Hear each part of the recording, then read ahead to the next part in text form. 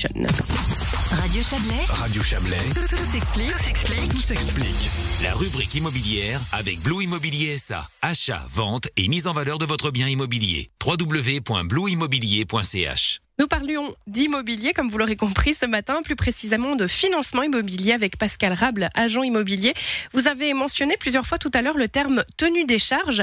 Est-ce que ça concerne les revenus exigés ? Alors oui, tout à fait. Donc l'octroi d'un financement hypothécaire va être déterminé par plusieurs facteurs principaux.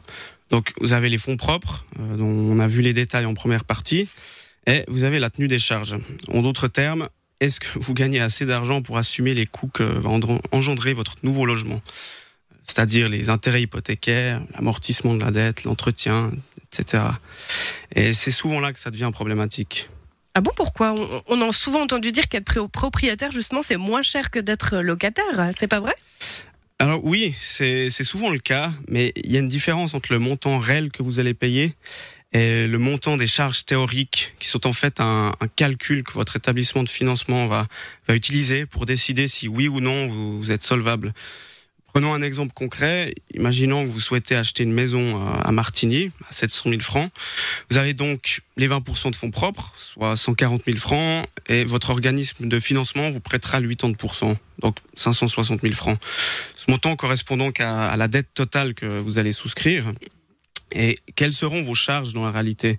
Bien, vous allez payer votre amortissement, donc environ 1% du montant de la dette, ce qui représente 5 600 francs par année. Votre taux d'intérêt, prenons 1,5% au jour d'aujourd'hui, donc 8 400 francs par année. Et pour terminer, vous avez vos charges d'entretien qui se calculent généralement à 1% de la valeur du bien, donc 7 000 francs. Si on fait le total, on arrive à 21 000 francs, donc 1 750 francs par mois, ce qui est plutôt convenable pour une maison. Donc, en théorie, c'est la même règle que pour une location, c'est-à-dire que vous devez gagner au minimum 3 fois le coût du logement, donc 21 000 fois 3, 63 000 francs de revenus annuels, ce qui est tout à fait à la portée d'une famille. Oui, effectivement. Donc si on a les fonds propres, tout le monde peut devenir propriétaire alors ? Alors, bien non, parce que les organismes de financement utilisent des calculs différents pour la tenue des charges. Ils vont utiliser les mêmes valeurs pour ce qui concerne l'amortissement et les charges d'entretien, mais ils ne vont pas utiliser les taux d'intérêt actuels pour leurs calculs. Ils vont prendre un taux d'intérêt de référence à 5%, et bien là, ça change la donne. Parce que si je reprends notre exemple, et qu'on refait les mêmes calculs avec un taux d'intérêt à 5% au lieu des 1,5%, on arrive à un montant de 28 000 francs au lieu de 8 400 francs. Et si vous cumulez encore l'amortissement et les charges d'entretien, on arrive à des charges théoriques de 40 600 francs. Et là, c'est pareil. Donc, vous devez gagner au minimum 3 fois ce montant, donc 121 800 francs par année. Et c'est souvent ça qui coince, car c'est pas forcément à la portée de toutes les familles. Oui, et dans ce cas-là, en effet, c'est plus la même histoire. Pourquoi est-ce que les organismes de financement calculent ces charges théoriques sur 5% alors que dans la réalité, c'est bien en dessous ?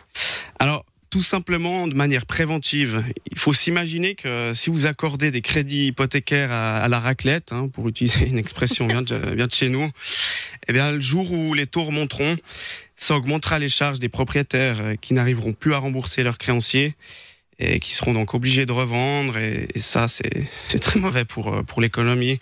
J'en ai pour référence la crise immobilière des années 90, avec un pic en 1992 où certains taux hypothécaires étaient montés jusqu'à près de 10%, vous imaginez ? Ah oui, ça fait mal. Oui, ça c'est sûr. Donc, même si au jour d'aujourd'hui, le taux hypothécaire de référence atteint des records planchers, la Suisse a retenu les leçons du passé. Et c'est justement pour ne plus reproduire ces erreurs que les établissements financiers sont devenus plus exigeants au niveau du calcul de la tenue des charges. Donc, ils laissent une certaine marge, on dira.